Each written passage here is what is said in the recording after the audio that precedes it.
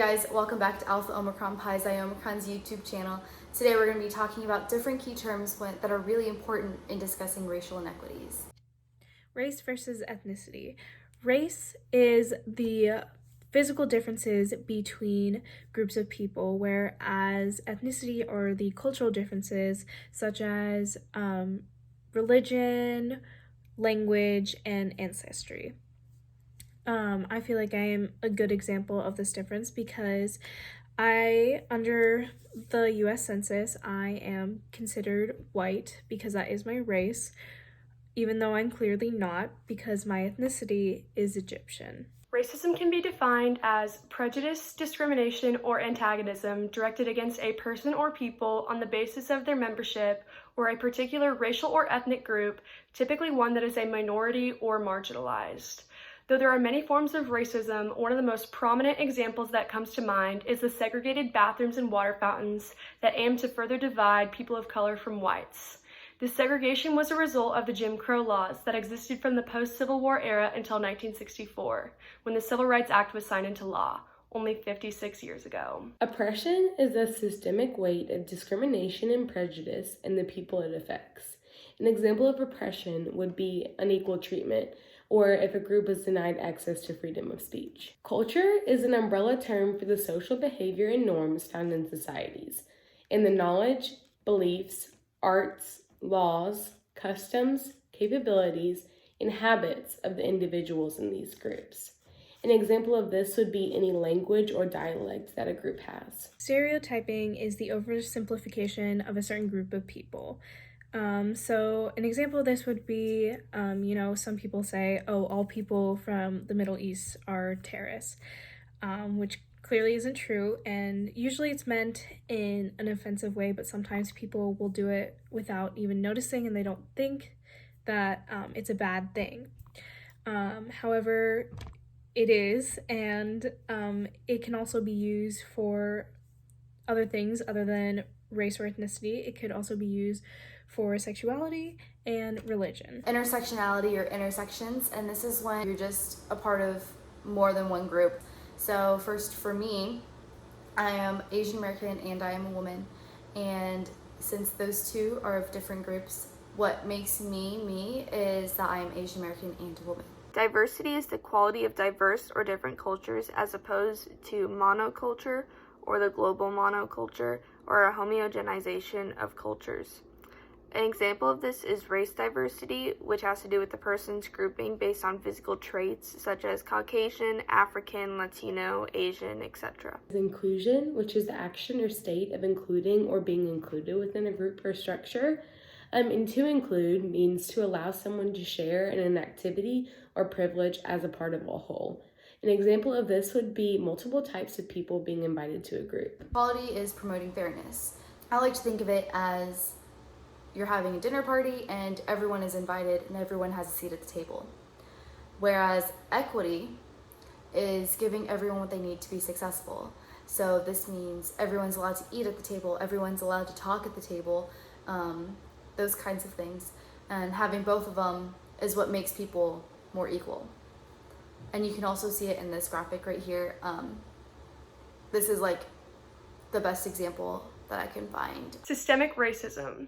The word systemic means embedded as a normal practice within society or an organization.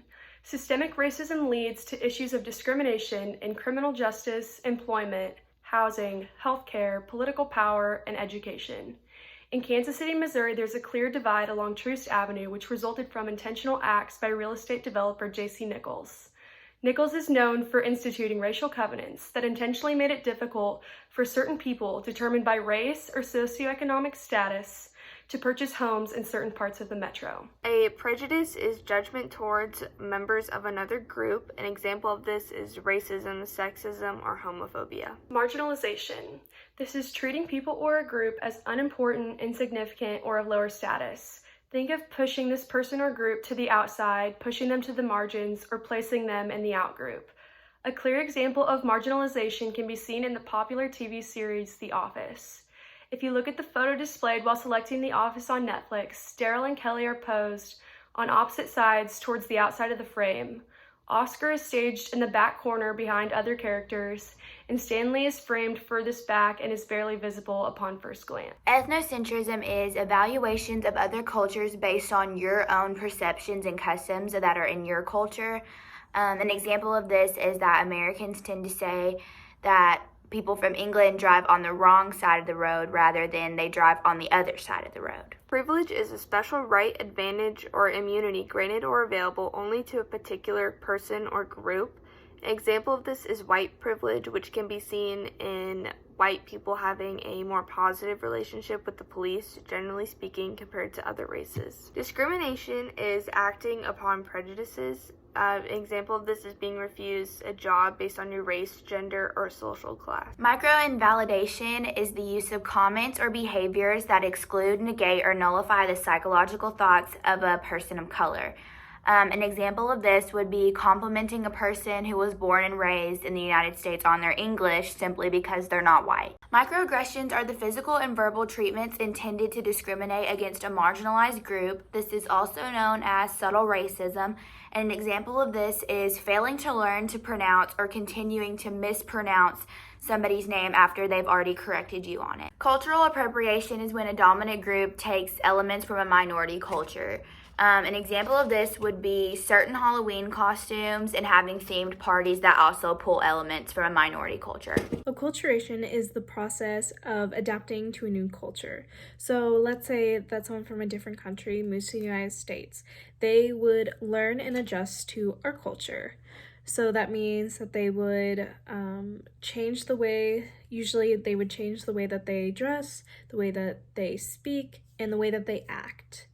And this usually can take, both physical and mental tolls on a person to be able to balance these two cultures, like learning a new culture while also making sure to keep their old culture intact. Assimilation is a minority group that has come to resemble the culture of a dominant group.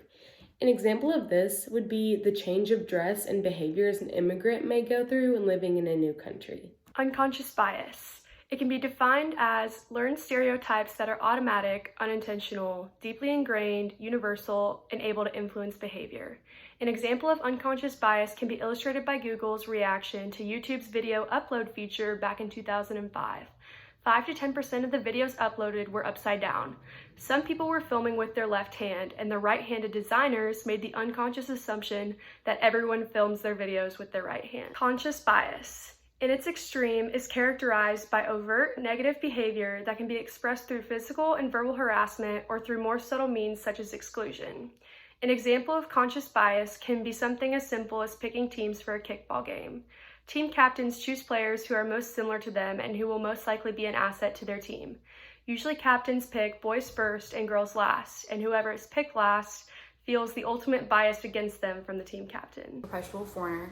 So this is defined as a racialized form of nativist xenophobia in which naturalized and even native-born citizens are perceived as being foreign because they belong to a minority group. This is seen when people of the dominant group are asking you, where are you from? No, where are you really from? Lastly, we have the model minority. So the model minority is a harmful stereotype that sets the standard for marginalized group by achieving success. So this is typically seen in different media, TV, and movies where the Asian character they're typically seen as the smart one, or they're typically seen as intelligent and that kind of stuff. Thank you guys for tuning in to our key terms crash course. Make sure you guys like and subscribe down below and let us know what you want to see and what you want to learn, and we'll try and make a video about it. Thank you guys so much, and we'll catch you next week.